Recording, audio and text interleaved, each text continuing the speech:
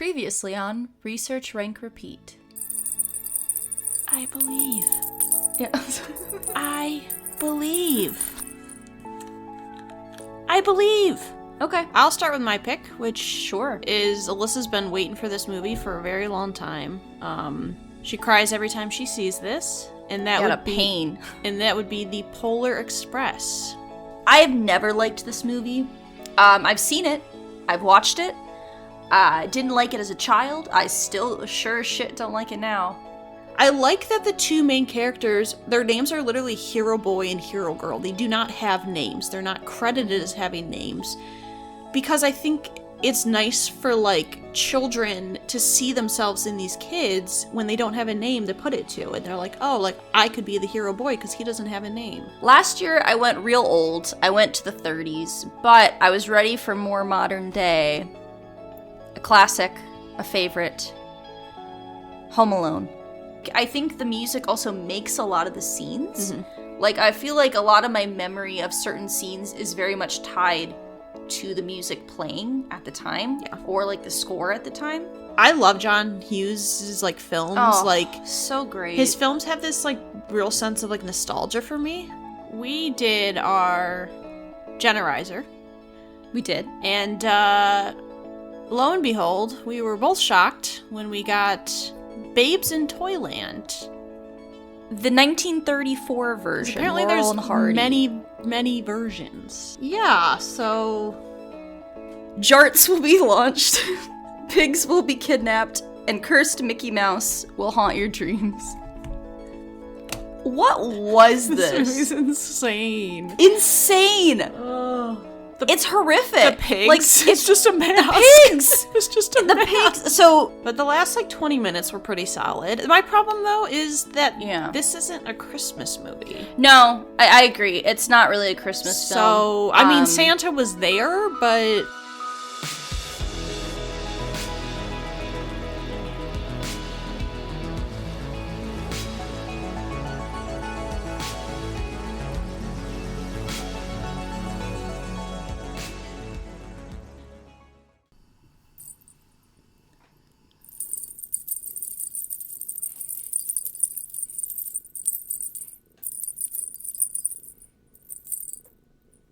I'll be back.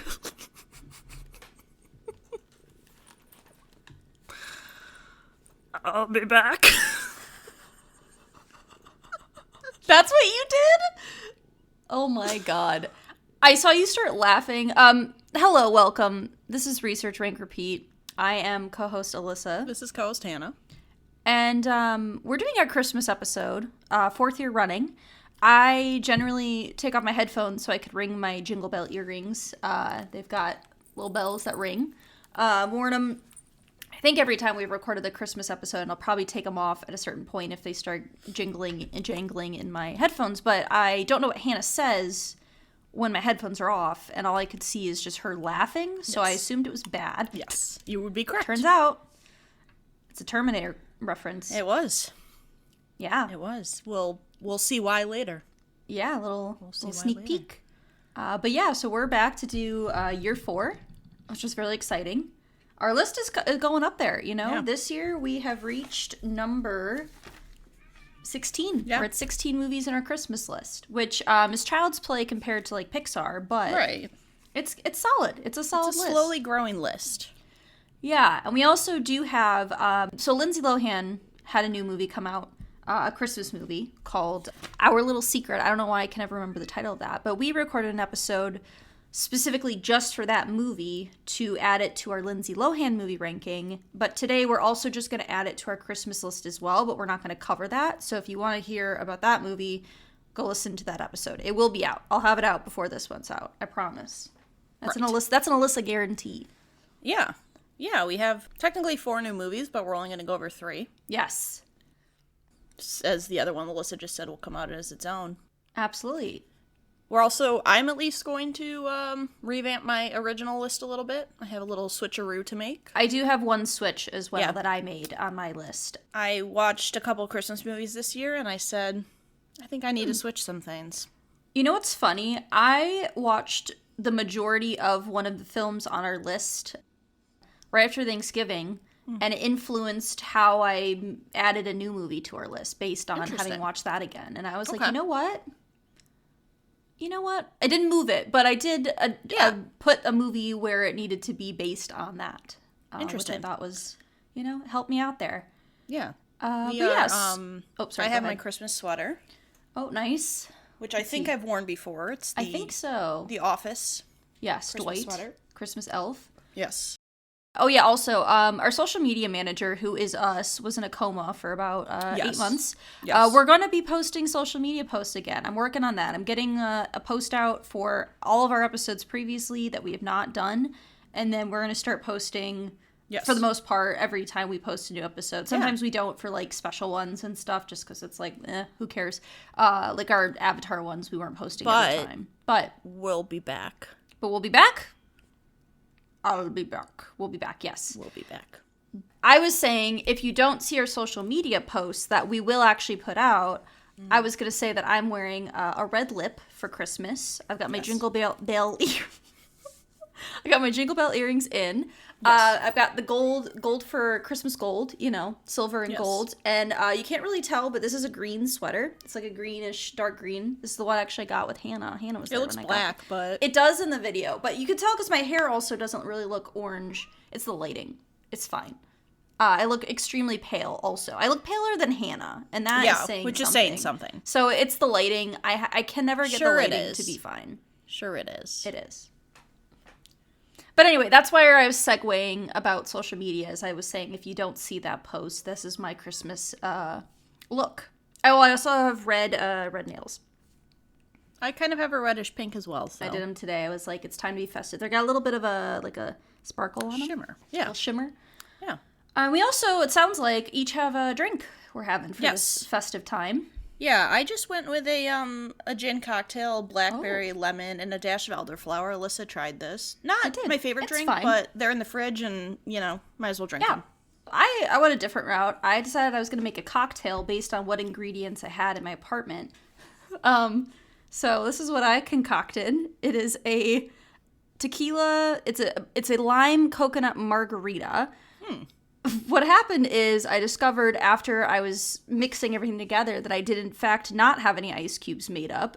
But what I did have was Outshine coconut popsicle. So I threw that in this cup. That's what this is. To chill it.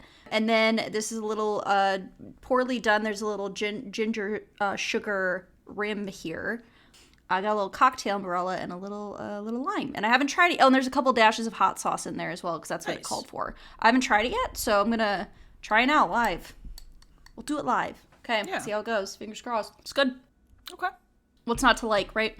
Yeah. Everything in there I like, so I can't complain. It would be better probably if it was actually on ice cubes and not a popsicle, but Yes. We do what we can. What are you we do what we can.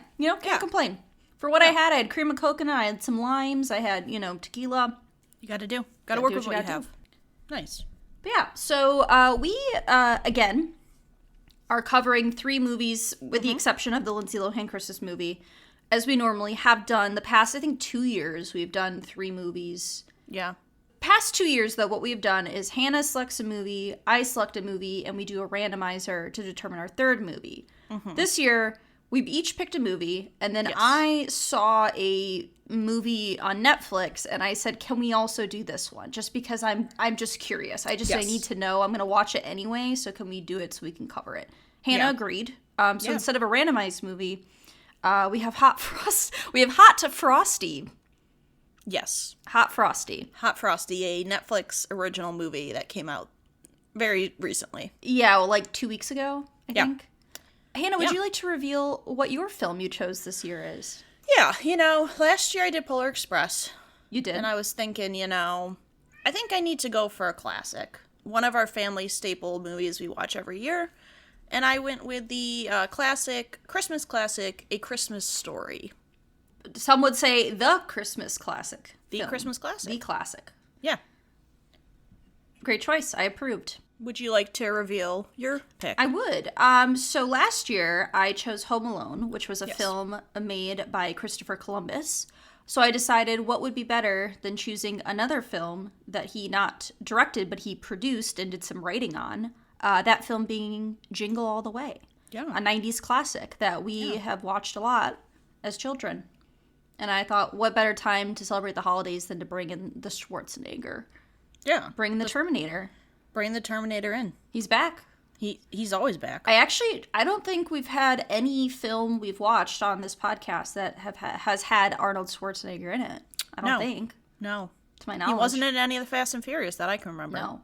That's the only one I could have seen him being in. Yeah. Well, I mean, to be fair, he's not really acting now. He's more into politics. No, he was in older stuff, which I guess we haven't touched a lot of that, so that makes sense. But in older films, yeah, just in general, he's never come up. But yeah, he's here today. He's joining us. He's here with us. Yeah. Okay. I think, unless you have anything further, we should just jump in. I'm ready. What movie would you like to start with? Maybe we do alphabetical order. Okay. So we'd start with A Christmas Story. Yes. A Christmas Story. All right. I would love to give you some background on A Christmas Story, and boy, is there a lot. You know, I briefly just looked, because I wanted to look up, like, something specific, so I just went to the Wikipedia page, and I just saw, like, it was just wool, and I was like, okay, I'm just gonna go away. I went back. I tried to condense it, but it might be a little bit, so all from Wikipedia. Most trusted source on the web. A very trusted source. All right, A Christmas Story, rated PG. Runtime of 1 hour and 34 minutes, and it came out in 1983. It had a 7.9 out of 10 on IMDb, an 89% on Rotten Tomatoes, and a 3.6 on Letterboxd. And it grossed $19.2 million in the box office. So this movie is directed by Bob Clark, and it's based on the 1966 book In God We Trust, All Others Pay Cash by Gene Shepard, which was a series of short, semi-autobiographical stories. And this movie is supposed to be set, they assume during 1939, because in one scene there's like a magazine or a newspaper that says the year. That's what I was going to look up. I was like, what actually is this take place during? And I was surprised it was 1939. Yeah, there's also been debate over if it's actually that year, but the consensus is that it takes place during the late 30s, early 40s, is kind of what people have assumed based off things they reference in the movie and stuff like that. So this is the third installment in the Parker Family Saga, which is a collection of American family comedies based upon the stories of the author Gene Shepard. This movie has been shown in a marathon annually on TNT since, what year do you think? I would have to guess like 2004. 1997. Damn, yeah. Yeah, and Long TBS time. since 2004, so you were right on one of those. Almost as old as you are. Yeah. So it goes from the evening of Christmas Eve till the evening of Christmas Day every year on those two channels. 2012, it was selected by preservation in the U.S. National Film Registry by the Library of Congress, which we've had that before, I think, for Dumbo and some of the other Disney films. There's been a couple. I think there's been a couple also like surprising films. I feel like there's been a few that were like, oh, interesting. It basically just means they've deemed it culturally, historically relevant, or I think It's a Wonderful Life is in there. Yeah. Yeah, we've had multiple movies that we've talked about having that acclaim. Okay. So this film has spawned 3 sequels. My Summer Story, which came out in 1994, A Christmas Story 2, which came out in 2012, and A Christmas Story Christmas, which came out in 2022 and featured a lot of the original cast. Yes, we did watch that. Did you watch that? Did you watch the Christmas Story? I have seen it. I didn't watch it with you, but I've seen it since. Christmas Story 2, I know it said it came out direct to DVD. I have not seen that. I was going to say, I had not heard of any of the other ones besides the newest one that came out, I think, like 2 years ago or something. Yes. It was recently. So, the author of the book, Gene Shepard, provides the film's narration from the perspective of adult Ralphie. So he's the voice of the narration. Okay. So he wrote this adaptation with Bob Clark and Leigh Brown. Leigh is his wife, or was his wife in real life. And all 3 of them have appearances in this film. So Shepard...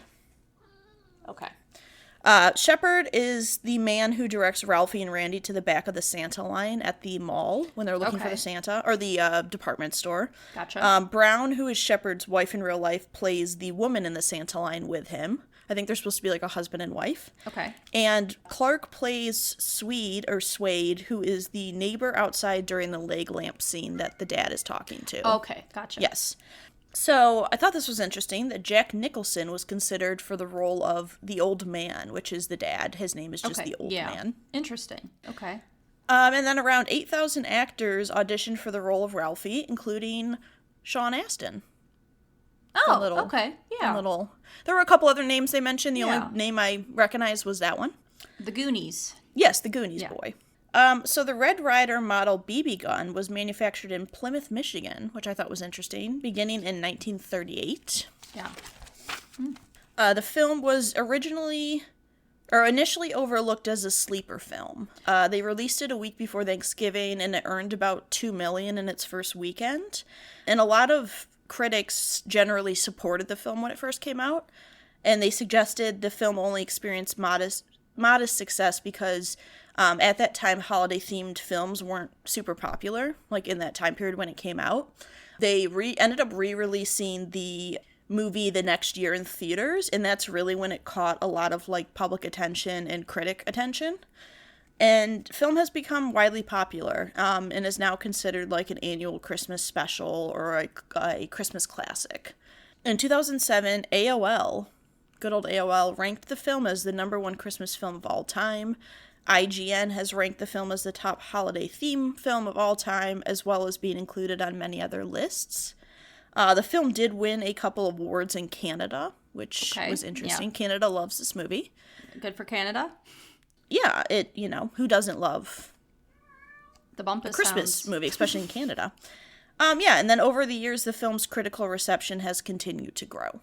So it's one of those films that maybe wasn't at its time considered like as popular, but over time has kind of grown into becoming like a classic film. I feel like the constant 24-hour cycle of that film just always being on, I feel like probably also helped with like critical like reception. Right. Because I was like, arguably, I was thinking about it, and I'm like, that probably is the Christmas movie I've seen the most, just because of the sheer number of channels it was just on constantly. It's also like my dad's favorite Christmas film. Oh yeah, so he loves it. So anytime anytime it's on, he's generally watching it. So okay, are you ready for a summary? I'm ready.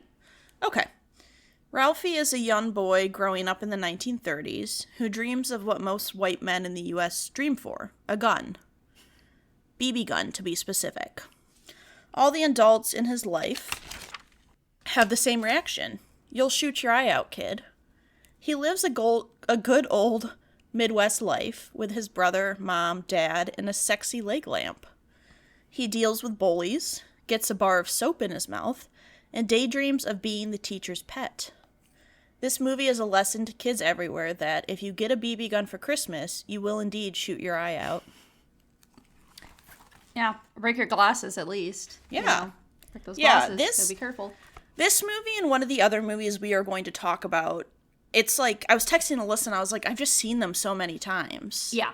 Where, like, I know the plot, I can remember most of the scenes, I can remember, like, a lot of things that happen.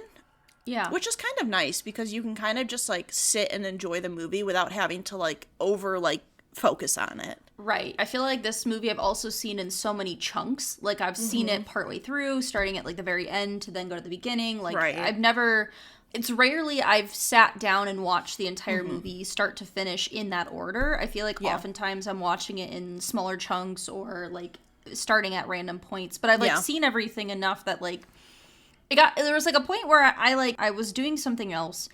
And I looked back, and then, like, a little bit later, I was like, wait, where is this scene? And I was like, oh, it must have been during that, like, brief, like, 2-3 minute period when I was just, like, distracted with something else. And because I was, like, waiting for it. And I was like, where is it? Yeah. Yeah, I will say, now that I read and know that this is based off, like, a set of short stories, it kind of flows that way. Yeah, because, no, go ahead. Like, when I think about the movie and I think about, like, the scenes and kind of how they're segmented, it does kind of seem like a collection of, like, short little stories that all kind of combine into, like, the theme being it around Christmas. So I thought that was interesting, that I could really see, like, oh, like, this kind of feels like how I imagine the book was written. Yeah, that's something that I wrote a note about, is I was trying to, like, determine why I think this movie holds up as well as it does. And part of that, I think, has to do with the fact that you have, like, an adult version of the main character narrating the life of, like, his life as a child. Yeah. So, there's, like, some exaggerations. There's some, like, daydreams about things. Like, he gets poisoned and goes blind, or is shooting the robbers. But I think, like, that works really well for the story. And I think that's also probably why it's, like, regarded as one of the best Christmas films. Because it is, like, smaller segments that, like, all flow together. You could probably put them in a different order and still, like, get the same movie in a general sense. But, like, the stories were, like, crafted in the way to flow from, like, start to finish. Yeah, it's, like, the plot is not crucial for it to be in the order it's in. Right. Like, there's certain movies where, like, for example, one of the ones we're going to do later, like, I think the plot needs to be in the order it's in to make sense on the overall story. Yeah. Whereas I think, like, this movie, it's like you said, you could have rearranged, like, 5 or 6 of those scenes and it still would have made sense. Yeah. Which, in some ways, is nice because it's like, oh, like, you don't have to, like, if you miss a scene, it doesn't make it seem like you don't understand the movie. Which is why I think it's one that's extremely rewatchable, because you can just jump in, like I said earlier, you can just kind of jump in at any point. Whereas, like, for instance, if you were watching, like, something like It's a Wonderful Life, like, that movie is hard to just, like, hard jump in at a random point, because you're missing so much of his George's backstory, and, like, into the, him not wanting to be alive, and, like, what, there's a lot riding on, like, the plot is very important. The storyline is very important, whereas this is a bit more of a, like, collection. Yeah. In a general sense. But that's interesting. I didn't know it was based off of short stories. No, like, I didn't either. And so when I read that, I was kind of like, oh. I was thinking about it when I was watching. I was like, that kind of makes sense. Another thing I will say, this in a way reminds me of Christmas Vacation, where it's a movie that's from, like, 30 plus years ago, but I think still holds up and is, like, not... I mean, there's a couple scenes where it's like, oh, like, yeah. And also, like, knowing the movie's supposed to take place in the 30s, like, there's some things where I'm like, oh, okay, this is a little bit, like, not, like, questionable, but, like... but it was of the time, Of the time. Yeah. But I don't find it like some movies from that time period where it's, like, almost offensive. Oh, like, you almost feel like, watching it. So, yeah, I think I enjoyed that. I do love how, like... time periods where, like, the parents just didn't care what the kids were doing. And I think it's interesting because there's the scene where Ralphie, like, beats that kid up. And then the mom just, like, grabs Ralphie and is like, we're going home. And the kid's just, like, bleeding on the ground. I'm like, she just left that kid there. And she's then she just, like, we won't tell your dad. Like, and shoves a bar of soap in his mouth and, and everything's good. Yeah. Speaking of that, so I don't know if you thought this as well, but for some reason, when I was a kid... I thought fudge was a bad word. Like, I was so confused. And it was confusing because I was like, fudge is an object. Like, we've eaten fudge before. I'm aware of what fudge is. But I was like, why is fudge a bad word? And it's just a stand-in for fuck, It's a stand-in. But I just was like, I don't know. I just was like, what's wrong with fudge? Yeah. Like, I remember thinking that, like, as, like, an 8 or 9-year-old, where I'm like, what's wrong with fudge? Like, in what context is it bad? Right. And I didn't get, I didn't pick up that, content that it was like, oh, I said the big one, Yeah. Yeah, it's interesting to see movies as an adult. Like, when we watched Christmas Vacation, I think we talked about that. We had never heard the scene where Clark, like, loses his mind because my parents used to always mute it when we were kids. Right. And so it's interesting to, like, understand those things as you grow up. But yeah, I was the same venue. I was like, I always assumed fudge was a bad word too. Yeah, I didn't get it. I was like, what is wrong? Yeah, and also as a kid, I remember the bully used to freak me out. Oh, the redhead. Scott Farkas? Yes. Yeah. Used to creep me out, like, to no end. Like, I used to hate watching the movie because he freaked me out. Yeah. But yeah, I think it's, like, overall, like, I think there's a reason why it's considered one of the greatest Christmas movies of all time. Yeah. I think it holds up. I think it's kind of just like one of those, I don't know. I like watching it. I like how when I watched it, I could, like, see myself as the kids and, like, remember how excited you were to get a certain toy. Or, like, around that time of year. So I think that's nice to see.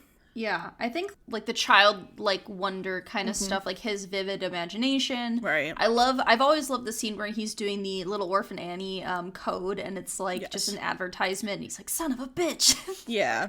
Be sure to drink your Ovaltine. Be sure to drink your Ovaltine. Yeah. Like stuff like that I think is fun because it's like in a kid's perspective this is like, oh, it's so important, but it's just like, you know, get your illusion shattered a little bit. But I think it holds up really well.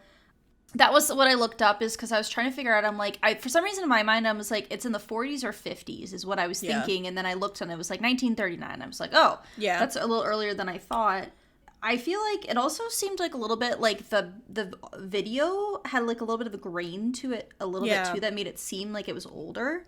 Right. I think it was smart to maybe film it then, but to make it set so far back. Like, I feel like they made that work really well. Yeah.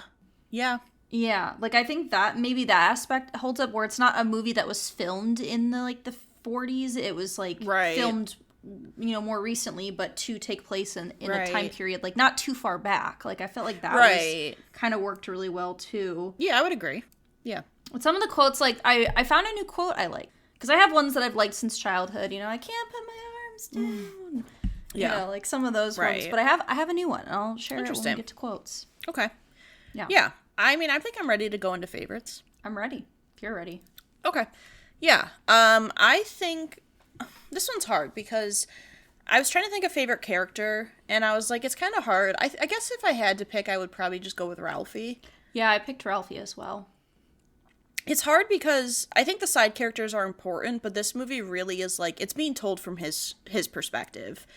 And so it's hard to, in that way, it's hard for me to pick someone else, because you really get to see like his perspective as a kid, but also him talking about it as an adult. Right. Which is interesting. That's an interesting take. That's also something like different that the movie does that I enjoy. But yeah, I would say overall him, I think he has like the best, I don't know. There's a lot about him that seems really relatable as a kid. Yeah, I would agree. Yeah, I think you're right, where like I was thinking about other characters, but I'm like, because you have like his internal monologue, like his dialogue, as well as like you're following him, like every scene to an extent involves him. I think works really well for this movie. I think that's like one of the strong points is I don't feel like we get a lot of Christmas movies. And honestly, I don't know if I can think of any that have, like, an internal monologue. Right. Other than, like, The Grinch. I guess the animated Grinch is kind of like a spoken... Right. Because it's based off a book, you know, which makes sense. But where there's not really a lot that do that. And I think maybe that's why it stands out a little bit. But I think he's a fun character. Like, he's a 9-year-old. So, of course, he's going to be getting into trouble and, you know, has, like, unrealistic... Like, he's, like, wants this BB gun. Right. That's all he wants. It's just that. And... you know, gets in trouble and blames his friends for swear words because he doesn't want to say that his dad, he heard it from his dad, you know, taught him that, taught him that. But, yeah.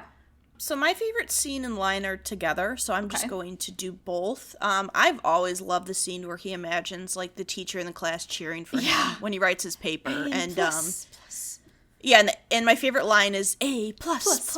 We say that all the time. I've just always loved it. I just love it because it's funny, and like the whole class is cheering for him, and he's just kind of like, yeah, like, yay, I did it, and all this stuff. And I don't know, I just like the way they did that scene. I always remember that scene when I start the movie. I always think of that scene. Yeah. So yeah, I went with those. I really love the teacher scene as well. That's my favorite. Either that or the one where he's blind and his parents go like, oh, like the way they say that. Yeah. I've always found that to be so funny, like the over-exaggeration of that. But my favorite line, because I do love A++, that's one we say a lot. But when the first time Scott Farkas and the bullies, like they show up, Ralphie just says, Randy lay there like a slug, his only defense. I was like, that's funny. Just laying on the ground. He's just like, can't do anything because he's so like bundled up that he can't move his arms. So he's just laying on the ground. I thought that was funny. I'm like, that's a good one. That's a good line. I liked that a lot. Yeah, that is funny. Okay, and then we do a favorite music incorporation moment for holiday movies. I just really like this more for humor when they're in the car and they're all singing Jingle Bells and the dad is just like sitting there with like a blank face, and I'm like, I relate. When like a bunch of people are sitting, you're just like not into it and you just kind of like sit there. And then that leads into them like getting a flat tire, and then like the whole scene where he like drops an F-bomb and all that. That scene also reminds me a lot of the one from Christmas Vacation where he's like, take it away, Russ. It gives the same kind of energy as that. So I like that one a lot. That's not, so I thought about that one. So this is also not a Christmas song, so I'm going a little off base, Right. but I love the Bumpus Hound theme. It's like Nice. the brow, brow, brow, like when the Bumpus Hounds are running around. I don't know why that theme is so good, but that one I've always liked a lot, so I chose Nice. the Bumpus Hound theme. All right. But I do really like the car scene as well. I think the Jingle is. Bells one is also well used as well. I believe next is Hot Frosty. All right. So this one I took because I suggested the film, I took the background on this one. If it would surprise you, there wasn't a ton of background, but I actually went to, I got a source that wasn't Wikipedia for something. We'll go over it when we get there. But Hot Frosty is an American Christmas rom-com that was released on Netflix. It's rated PG. It was released 2024. It's an hour and 32 minutes. So it was directed by Jerry Ciceretti, who has directed some episodes of Schitt's Creek, which is relevant because the lead Jack is the character of Ted from the show Schitt's Creek. He's one of the more main side characters. It was written by a man named Russell Hainline. We'll get to him a bit more later because there's some interesting tidbits about him. And it was filmed in Canada. Nice. The land of maple syrup. Yeah. And our neighbors. Neighbors to the north. And south, And south. technically. And east. And east. Yeah, they're everywhere. They're all over.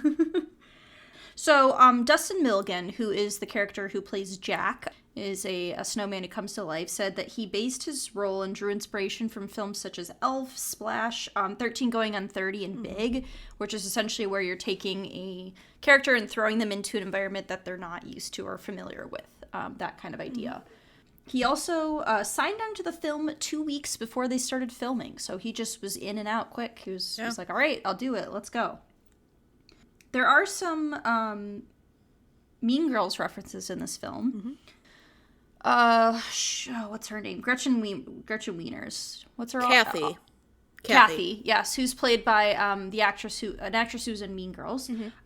She is watching Lindsay Lohan's Christmas movie, Falling for Christmas, and says that looks like a girl that she went to high school with, which was a nice little Mean Girls Easter egg that I thought was a nice little tidbit there.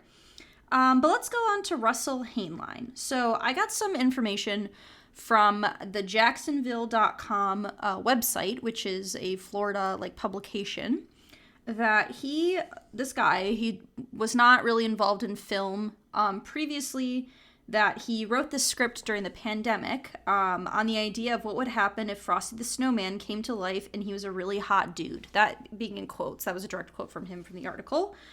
And that was just that's how he came with the idea, and then sold the rights to Netflix. And I guess he's written 2 Hallmark Christmas films as well. So he just kind of started getting to the market during the pandemic, which good for him. Yeah.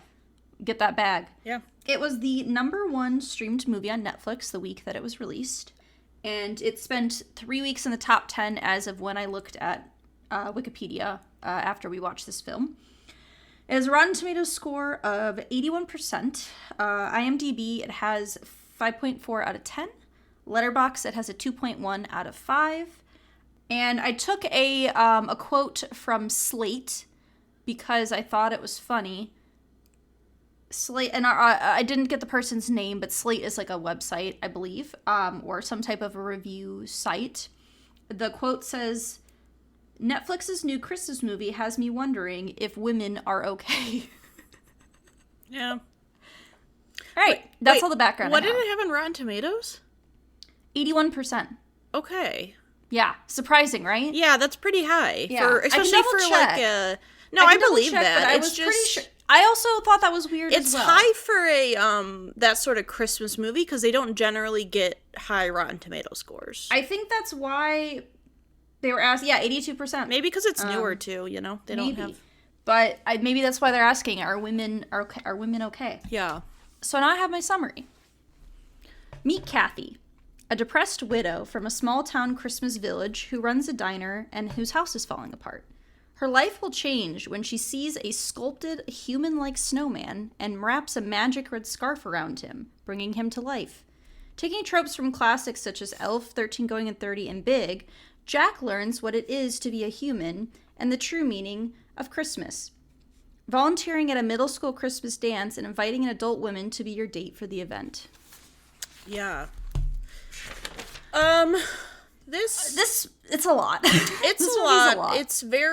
It falls very much into the cliche kind of Hallmarky Christmas movies, kind of similar to some of the Lindsay Lohan Christmas movies we've been doing. I'm blanking right now on her name, but the lady who is Gretchen Wieners, the actual actress, I'll look up her name really I can't think of her name. Anyways, she is Lacey Chabert. She's in, like, I think I read something, she's been in, like, 80 Hallmark movies, so this is kind of, like, her bread and butter. Yeah. And so I would say, with that in mind, I kind of went into it knowing around how movie quality would be, because I think I've seen enough of these. I would say it's kind of similar to those movies where you get, like, okay writing. I feel like the acting was, like, pretty good. Yeah, like, the acting was fine. And I thought, like, there were definitely some comedic moments. You know, there were the tropes of, like, she owns a diner, because, like, every person in a Hallmark movie owns or has a friend who owns a diner. She's a widow. Her house is in shambles. I said, is this the East Lansing house at one point? She's depressed. Because, she's depressed. She's in the holiday blues. And so, I did find some of it a bit over the top. Yeah, I did as well. I did like the having Daryl from The Office, Craig Robinson, and Joe Lo-Truglio Boyle from Brooklyn Nine-Nine. I did enjoy their, like, pairing as, like, the cop. Like, I thought their humor worked well off each other. Yeah. So, I mean, there's definitely some issues, and it's kind of just, like, what I expected. Yeah. So I think something that I maybe had a little bit of problem with, I thought Dustin Milligan did a good job of playing, like, a himbo, like a just clueless hot snowman, you know, who doesn't know anything but can somehow learn how to cook a gourmet meal off of the television, you know, but he doesn't know what love is. But I feel like something that I thought maybe they could have done better is I can totally see why he would draw inspiration from, like, those type of films, but I feel like the things they did to showcase him as, like, not knowing anything were not necessarily good. Yeah. Because I gotta be honest, the fact that one of the plot lines of this movie is the fact that Jack volunteers at a middle school, and again, it's a middle school, it's not a high school, middle school Christmas dance, helps them set up, teaches them a flash mob dance, invites Kathy to be his date to the dance at a middle school dance. It's just, I'm like, where I get he's supposed to be, like, kind of childlike because he doesn't know better, but I'm like, we really had to put him at a middle school dance? Like, it just was weird. It was just, like, some of the choices they made on that sense were just kind of weird. Like, I didn't get it. And you know, one of the things I enjoy about, like, because this gave me, like, Barbie life-size vibes. Like, it did give me Elf, it gave me stuff like that. One of the things that I enjoy about those movies is, like you said, they have, like, this, they don't know how to do things because they're not, like, it's not something they're used to. Like, I think of Life Size where she's, like, typing on a computer and it's just a bunch of gibberish. That's part of, like, the thing that works in the humor in those movies. And I feel like this movie, they spent, like, the first, like, couple minutes doing that. And then it was like, oh, I can immediately do all these things because I watched it on TV. So that was, like, a little bit of the problem I had with it. And also, like, I don't know, just the whole thing of, like, he's gonna die if he's inside too much because he gets too hot. Like, he's gotta be, like, chugging ice cubes, and he can never wear clothes, and he's locked in a cell, and it was like, I could not believe. So Daryl, he's, like, the mean police officer who's like, this man's a streaker. Yes. You know, he broke a window. And I'm not letting him out of his cell unless he posts, like, a $400 bail or something like that. It was $2,000 or something like that. And then as soon as they get him out of the prison, they're, like, laying him in the snow. And he was like, Kathy, I didn't know. I'm so sorry. And I'm like, you just spent so long complaining. You're like, this man's a streaker. But then all of a sudden you're like, wow, he's a snowman. And just, like, the fact that the whole town was like, yeah, he's a snowman. Yeah, they just went with it. I'm like, is nobody else just like, excuse me? The only person that was, like, skeptical was the main character, Kathy. Right, who understandably, you should be skeptical. And everyone else in the town was like, why not? It's Christmas. Yeah, the doctor who was like, it's Christmas. Yeah. I'm like, okay, we're going with that then. We're going with that mindset. Yeah. I just feel like some of the choices were a bit weird. Mm-hmm. I think red scarf, you know, because it reminded Kathy of Innocence. Yes, and it You know, smelled just like her. Ted, I don't know, Jack. I thought it was strategic scarf placement when he came to life, so that way he could, you know, they wouldn't show his cover jewels. his penis. One of my favorite Letterboxd reviews I was telling Hannah is that somebody had to sculpt his junk. Like, someone had to get in there and sculpt balls, like, for the human, like, quality. Also, the other thing, Hannah, we never found out who sculpted that man. Who did it? And I thought that was going to be, like, a reveal, and they kept alluding to it, and then they just never said. They just never said anything. No one ever mentioned the fact that the sculpture was gone. That never came up. Right. The person who sculpted him was nowhere to be seen in this film, probably because they didn't want to write, you know, we don't want to write a reason for why we need to, you know, explore that. But it was just like some of the, I don't know. And again, it's a Netflix, like, Hallmark style movie. I don't need to take it too seriously. But if you're going to do, like, a really fantastical, you know, unrealistic thing, like having a snowman come to life, I feel like there are ways you could do it to make it better. I have a theory. Okay. That Daryl, the policeman, sculpted it. And he's gay, but he's repressing it by being homophobic. And so when his sculpture came to life, he panicked and made it his mission to catch his figure that he had, his balls sculpted and penis that he had sculpted. For his ideal man. Made it his mission to protect the fact that he's gay. Because he had a son, but we never saw his wife. Yeah. And we assume he's probably divorced, separated. Yeah. So that's my theory. Not dating anyone. And I would like to believe that's what actually happened. It's possible. It's possible. You never know.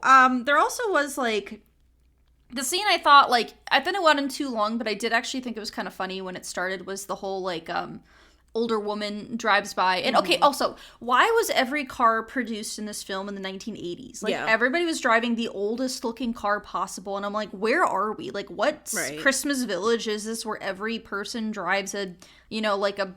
She had, like, a fold-out convertible, like a 70s blue convertible type thing going on there. Everyone drove, like, an old truck or, like, a Toyota Corolla or, like those, like, fancy, like, 70s, 80s cars. It was really weird. I kept noticing it. I'm like, why are these the oldest cars possible? Like, this is supposed, I would imagine, supposed to be set modern day. Yeah. People have smartphones, but, like, what do I know? Yeah.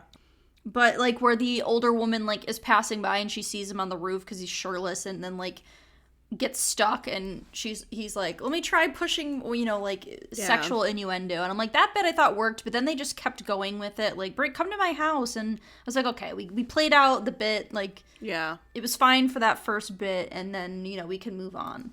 Yeah I think I'm ready. Also the fact that she was from Dumb and Dumber, I didn't realize that was her until I looked up the cast and I was like, what? What? I think I'm ready to you know, move. it's a Netflix film. Yeah. It's a Netflix Christmas film. Yeah. All right, would you like to start? Yeah. I guess I thought the best character was Kathy. Because I think she's, like, as you said, she's done a lot of Christmas films, so I think she fits the role. Like, she knows what she's doing with the role. I thought her character was interesting enough, if not, like, you know, a common trope, but, you know, interesting. I like her as an actress. Yeah, I picked Kathy. I relate to her being someone who's so depressed she can't call to get things fixed around her house. To get things fixed. That's it took true. You did have a dishwasher broken. It took me half a year to get my dishwasher fixed. So I think, and also she's, like, the only one who's questioning, like, we're just going to believe this man turned into a man from a sculpture. Yeah. She had a bit of realism that the rest of the town lacked, so. Yeah. So I didn't really have, like, a favorite line. I did like the kind of montage scene where, like, she eats a snowman cookie and he kind of looks at her and he's like, oh my god, yeah. Like, I thought the montage was done pretty well. Or, like, the bits with, like, Daryl and Joe. Yeah. I thought their bits worked pretty well.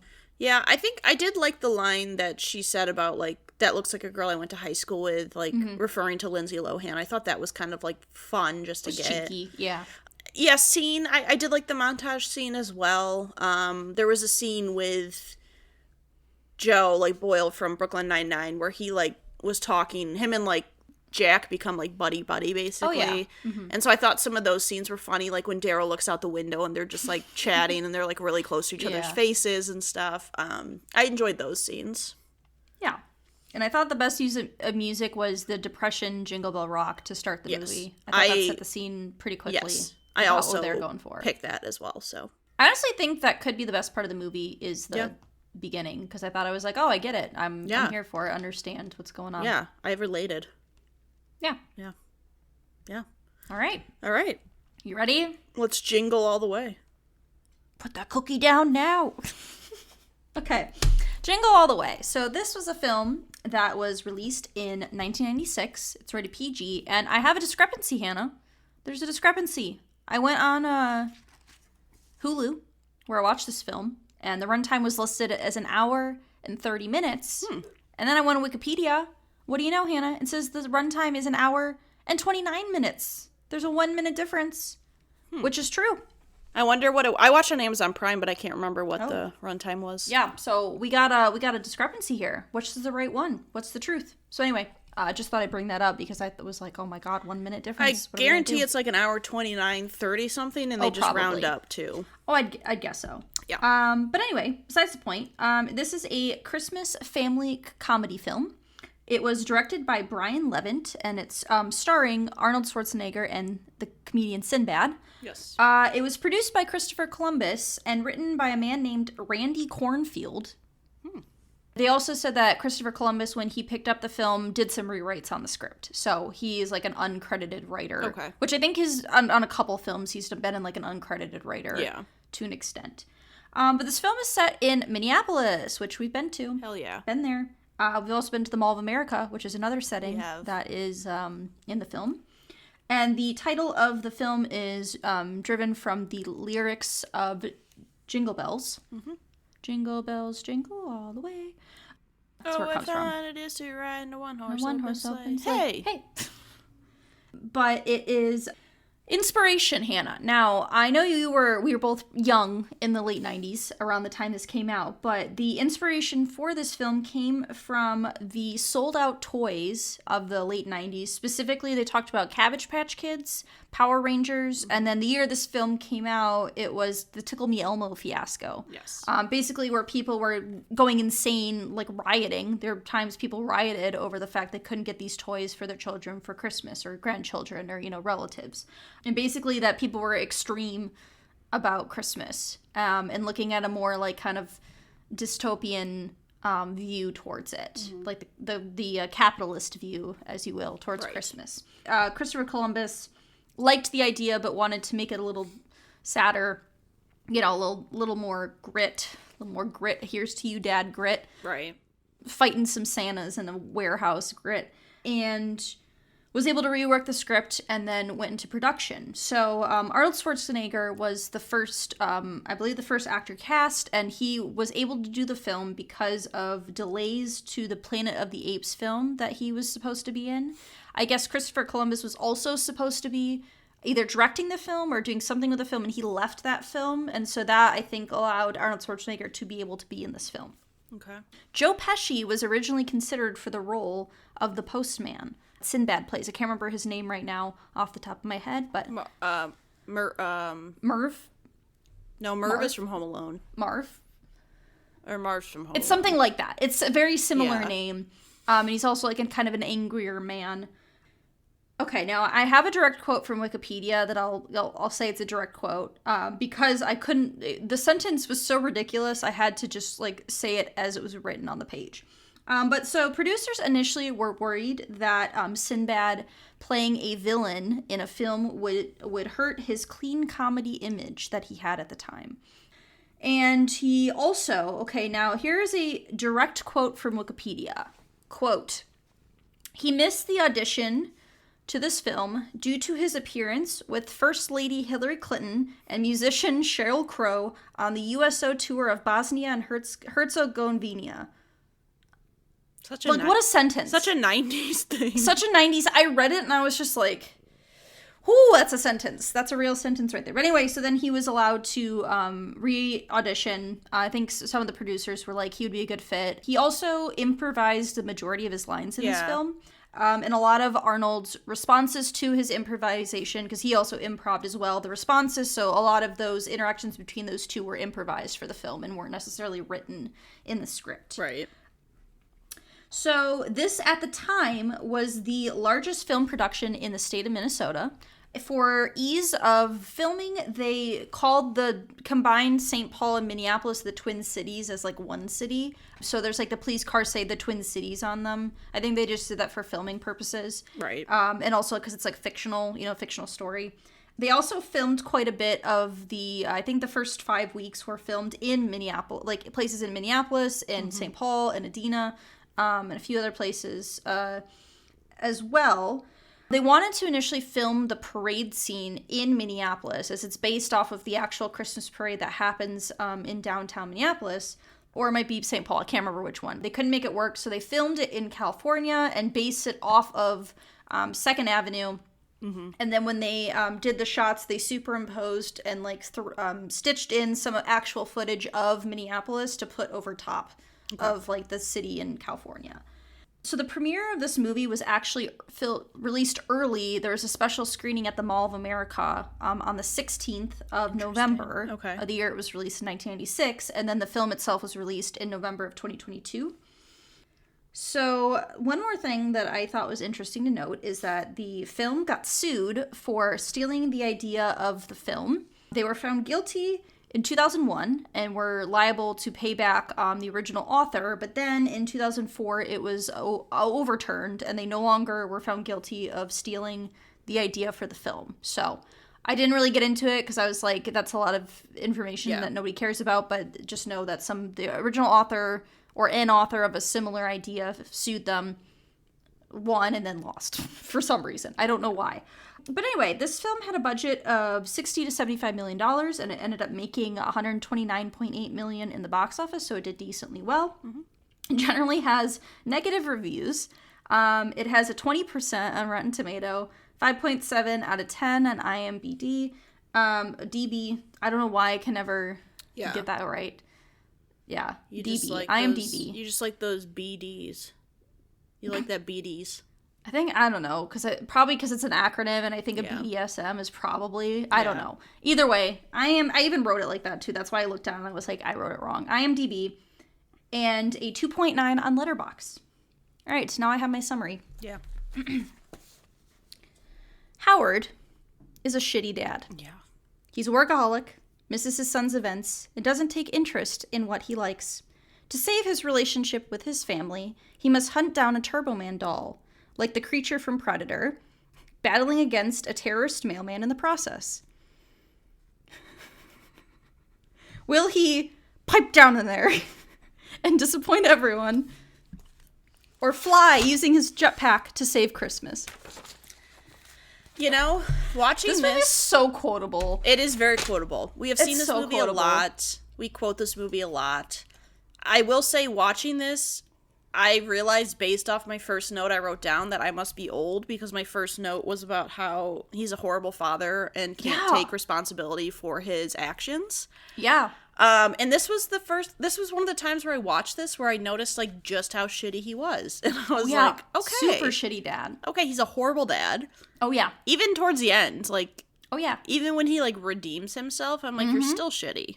I got one for a special friend of the podcast, Tara. I just have to give her an, oh, poor baby. Poor baby. But yeah, this quote is, the movie is very quotable. I think it's funny. I've always known it had horrible reviews, but this is just a movie that our family really enjoys. I don't think it's that bad of a movie. Don't. Like, it's a silly Christmas film where they're fighting over toys. People are, like, throwing themselves, to get this doll. To be fair, if you've watched videos of Black Friday shopping, when it used to be wild, like, that stuff is real. Like, there was a hyperlink I could click on Wikipedia that said Cabbage Patch Kid riots. Yeah. Which were happened. That's what it's like, the inspiration. People were rioting over not getting toys. And, like, we've all dealt with the stress of having to go to multiple stores for, like, one gift. Like, I remember there was a year where we were trying to get our mom a olive oil sprayer thing. Oh my god. And we must have gone to like 5 or 6 stores in one night. Yeah. So I think like, there's some realism in there. It's based off a realistic thing. Like you said, it's based off of multiple different toy, like. Well, just think of like, like consoles. When consoles come out, especially like when they come out around like holiday seasons, they only make so many. So there's like, you gotta be on it or like hope you get one. Yeah, our parents used to tell us they used to go to Best Buy at like 4 a.m. To get like DS's and like, like right after Thanksgiving to get like Wii's and like the big consoles that came out. So yeah, I think, I don't know, I just always had like a place of nostalgia for this movie. And I watched it last night, and I was just like, I enjoyed it. I was like, you know what? It's fun. This movie's from the 90s, right? It's 90s? It's 90s, yeah. 96 the year you were born. And I was like, you know what? It holds up. There's still a lot of funny moments. I think it's got a pretty strong cast, like Rita Wilson. I really like Phil Hartman's character. Yeah. He's just like a sleazy, like shit, like single dad divorced trying to hit on all who, the, like, all the ladies women. swoon over, and he's creepy, and yeah. Rita Wilson, I think, does a good job of playing, like, the mom who's, like, kind of pissed at her husband. Yeah.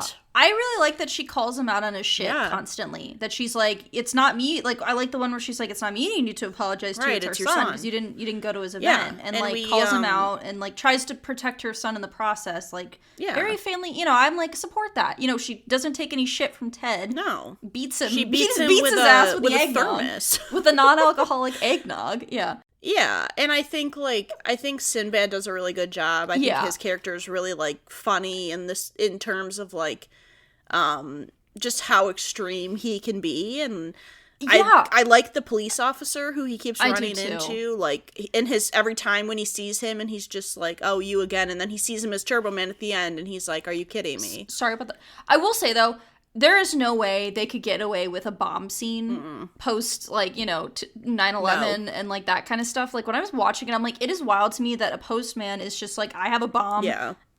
I'm taking this toy, and then it ends up exploding. Yeah. Like, it actually, like, he's joking, but it ended up being a bomb. I was like, that's, like, I get it's played for comedy, but they would not be able to get away with that in a family Christmas film.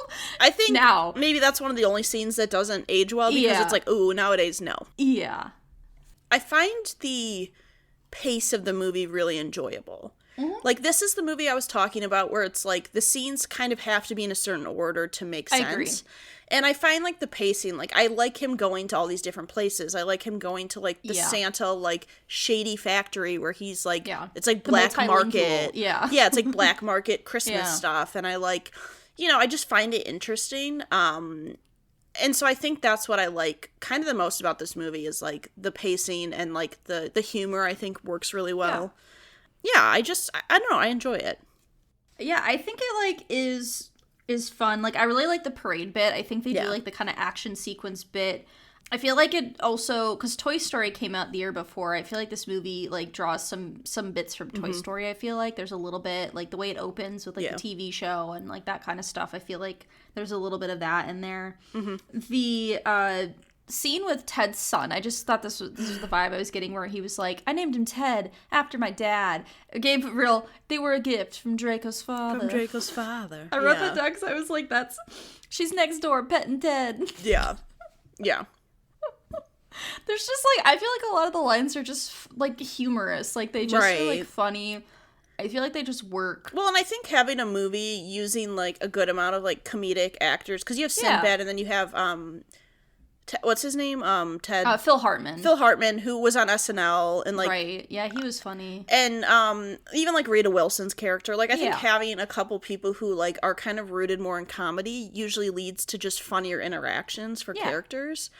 So yeah, I don't know. I definitely enjoy this movie. I don't know that I agree with the Rotten Tomato score, especially considering what you just said the Rotten Tomato score for Hot Frosty was. I know. 20% I feel like is low, but also, like, I feel like maybe, I don't know, 90s people were more critical about, like, I know multiple people, though, who, like, don't enjoy this movie. I know. Which people is don't. interesting. I feel like, though, here's my perspective. I think if you were to watch this as an adult, having never seen it as a kid, you probably wouldn't like it as much as, like, someone who saw it as a child would like it. That's just, I feel like, the bias of, like, it's rooted in our, like, Christmas is this movie, because just, like, we had it on DVD eventually, we watched it a lot, you know, we watched it with our cousins a lot, so it's like we just have seen it many times. Yeah. The only other thing I wanted to note was how turned on Liz is by Turbo Man kink, and seeing her husband in Turbo Man costume. I said she's into hero play. Ooh, yeah, a little spandex, little tight fit. She wanted him to take that home and have some fun. So wear it. Yeah. I think that's my main thoughts on the movie. I had one more comment just because I noticed it, but it was very nostalgic to see, because I haven't watched Jingle All the Way in a couple years. It's been a few years, but it was really nostalgic to see the like prominent cartoon characters of 1996, like the characters that were like people in costumes and stuff, and like their designs, and I was like, oh, there's Madeline, right? There's Madeline, and like Paddington Bear and like Sonic. Like I just was like kind of looking, and I'm like, it's so weird to see like almost 30-year-old designs. Right. It was like a real trip. I was like, this feels like I'm a kid. Right. Which, I mean, makes sense because it was shortly after we were, around the time we were children. So, but yeah, that was just an observation I had, that it was like, sometimes I like that kind of time capsule, like something taking place at a certain time, you can then see what it was like, things looked like. Right. I enjoy that. Yeah. Yeah. As an adult, and as relating to a woman who's sick of men's shit and would beat someone with a thermos if they tried to make a move, I'm gonna go with Liz as my favorite character. I have two. Okay. Liz was one of them. I really, this time, I respected Liz. I was like, Liz she's getting, I feel her. I feel for her. Like, I get her point of view. I feel like she sticks up for herself, sticks up for her kid, sticks up, like, not taking any shit, calling people out. Like, hey, we got a problem because you're not being there for your son. I also really thought Sinbad was a pretty good villain. I thought he was a fun villain, so I put both of them. Yeah.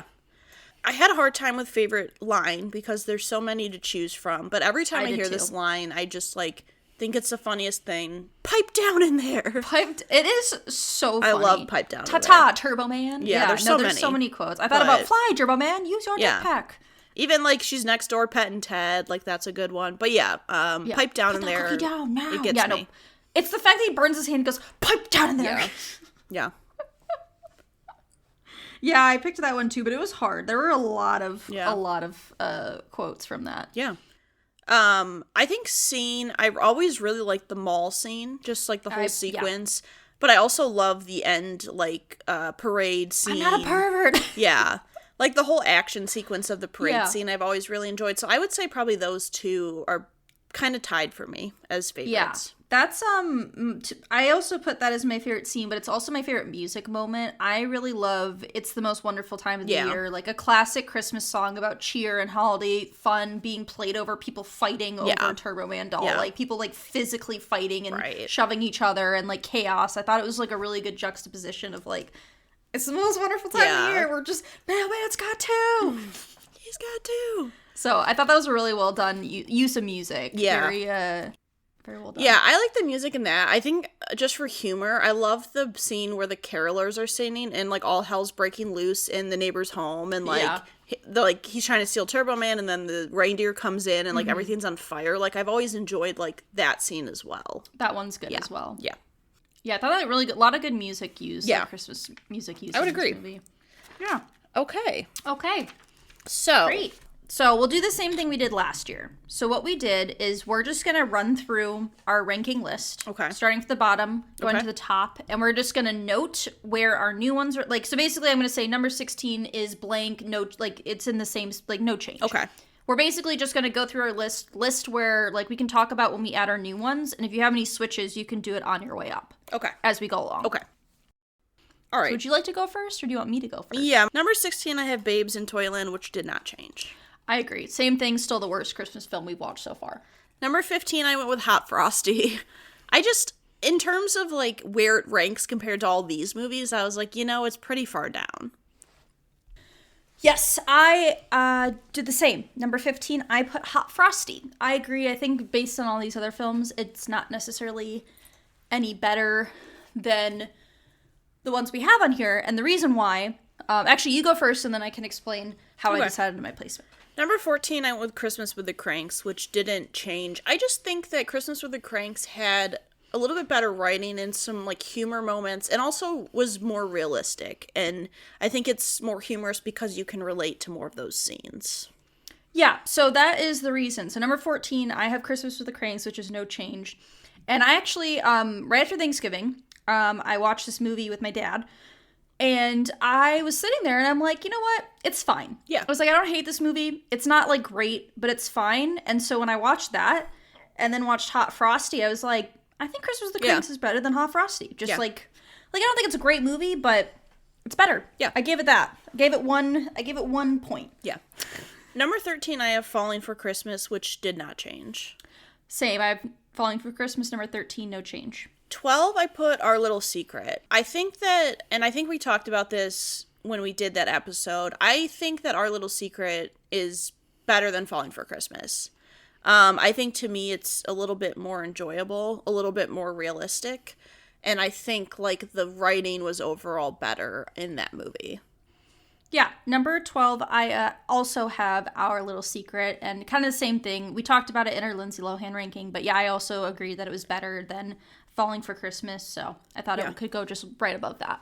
Number 11, I have The Grinch animated. It did not change. It's a poor choice. I did move it up last year. Yeah, you did move it up a little bit. Number 11, I have Polar Express. I threw you a bone. I thought about putting Our Little Secret above Polar Express, but I thought, you know what? Polar Express is technically a better, like, structured Christmas film, even if I hate the animation and the characters and most of the music, except for Josh Groban's Believe at the very end. But that's besides the point. I gave you a bone. I threw you a bone. It's number 11. Number 10, I went with Muppets Christmas. No change. Number 10, I have Happiest Season. No change. Number 9, I have Happiest Season, which is no change. Number 9, I have Love Actually, which is no change. Number 8, I have The Polar Express, which is no change. Number 8, I have Jingle All the Way. This is where it made sense for me to put it because I love this film. I think it's funny. It's heartfelt at times. Humor really works. It's not one of my like absolute favorites, and I don't watch it. Like as an adult, I don't think I'd seen it in like 4 or 5 years. Yeah. I think before we started this podcast is probably the last time I actually watched it all the way through. But it's solid. It gets like a solid placement. I think 8 was the right spot for it to be for me. That's where it made sense. Okay. Number 7, I have Elf, which is no change. Number 7, I have Muppets Christmas Carol, which is no change. Number 6, Jingle All the Way. While it might be a hot take to put Jingle All the Way above Elf, I have realized over the past couple of years, I don't really watch Elf anymore. And I don't know if it's because we watched it so much as kids, or if it's just like, I don't enjoy it quite as much. But Jingle All the Way, when I watched it, I remembered like why I really enjoy that movie. And it might just be an example of like, I haven't watched Elf yet this year. So maybe if I watched it, it might change. But for now, I put it above it. Yeah, number 6, I have Elf. That was actually a movie I moved down last year. Yeah. So I kind of agree the same thing with you said. Yeah. Number 5, I have Love Actually, which is no change. Number 5, I have The Grinch Animated, which is no change. All right, number 4 is where I ended up putting A Christmas Story. I do really enjoy this movie. It's never been like my favorite Christmas movie, but I think it's one that we usually watch every year, and I don't really get sick of it. I think it's got like good writing, and I think it's got good comedy, and I think it holds up in like modern day. Yeah. Number 4, I have It's a Wonderful Life. No change. Okay, number 3. This is a change I made from our previous list. I moved Home Alone from number 1 to number 3. Okay. Yeah. The reason I'll explain the reason being when I go to my next ones. Okay, that's fair. So number 3 is where I put A Christmas Story. Okay. And I agree, it's never been my favorite, but I think because it's the movie I've seen the most, it has to be that good in a general, like, sense of where I'm putting my films if I've enjoyed it. Like, I don't hate the movie, I haven't disliked it watching it as many times as I had. I think it's a really solid movie. It's never been, like, my favorite, but I wanted to put it high up there. And I was like, I had a real toss-up. That one it was really hard for me to either decide above or below It's a Wonderful Life, because I thought those were about the same. Like, relatively the same, so I just went with above, but you could make the argument that they could swap. Yeah. For sure. Number 2, I have It's a Wonderful Life, which is no change. The reason I moved Home Alone below It's a Wonderful Life is because I watched It's a Wonderful Life again, and I just, like, there's something about that movie that I love. I love that it's black and white. I love that it's a longer movie. I love the character development. Like, I just enjoy all of it, and I watched all 3 of my top 3 movies this year, and I just felt like It's a Wonderful Life kind of went above Home Alone. So last year, I wrote it down, I said, quote, I think next year it's probably going to change in reference to my number 1 and 2 movies.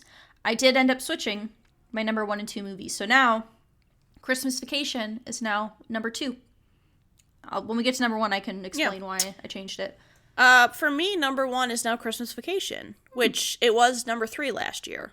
Yeah. The reason being is I think when we originally watched Christmas Vacation, I think I thought I was being biased because... You had it like 5 or something, right? Yeah, and I moved it up last year, and I think like I just thought I was being biased, but it's such a good movie. It's funny, it's so quotable. It's just like really, it's just, I don't know, everything about it I love, and I watched it this year, and I was like, you know what, right now this is my favorite Christmas movie, so it's number 1.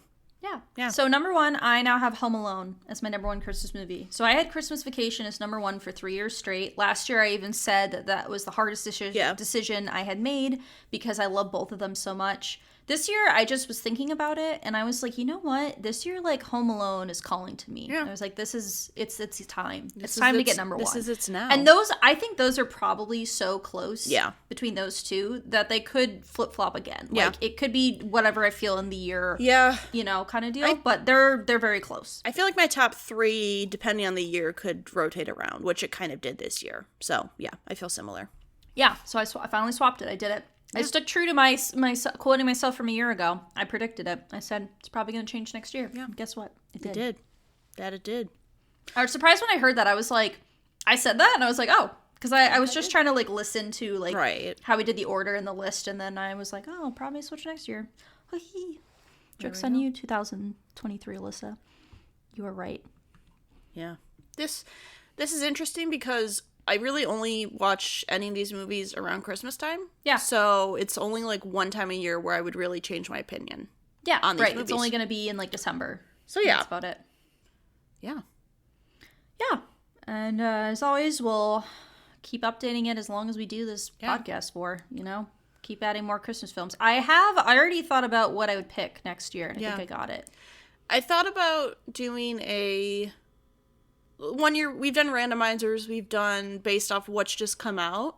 Mm-hmm. I thought about, like, potentially leaving it up to a fan. Having a poll somebody to give us a film. Have people suggest their film they want us to watch that we haven't done. Yeah. And if based on how many we get, we can, like, randomly pick from that, or put a poll out and see which one wins. Like, I thought that could be an interesting way to maybe get a new movie we don't really know much about.